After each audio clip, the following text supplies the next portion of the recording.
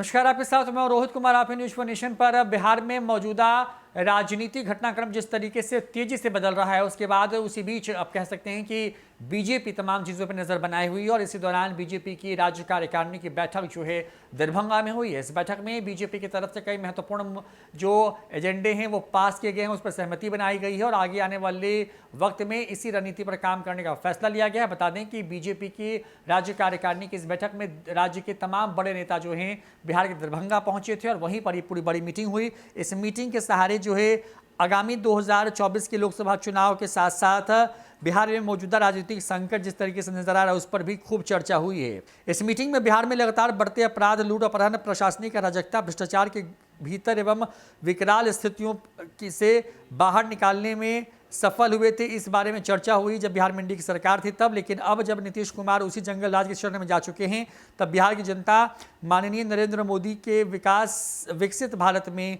बिहार की भागीदारी हो सके की उम्मीद से जो हैं लोग हमारी तरफ देख रहे हैं। 1996 से 2004 तक पूरा भारत तरक्की के नए मापदंड स्थापित कर रहा था, तब बिहार हत्या, अपहरण और लूट का पर्यायवाची शब्द बनकर रह गया। इस तरह की बातें मीटिंग में की गई हैं।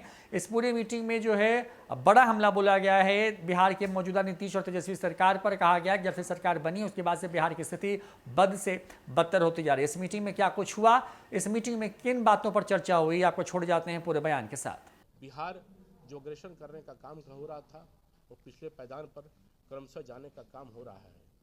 आज महागठबंधन की जो स्थिति है उसके जब आप देखेंगे तो किस प्रकार से अवैध वसूली से लेकर हत्याएं का दौर से लेकर सब चल रहा है और आरजेडी, वामपंथी, कांग्रेस इन सब सम्मिलित है एक अपने आप को गरीब का रहनुमा करने वाले, गरीबों के लिए जुड़कर कभी इन लोगों ने करने का काम नहीं किया।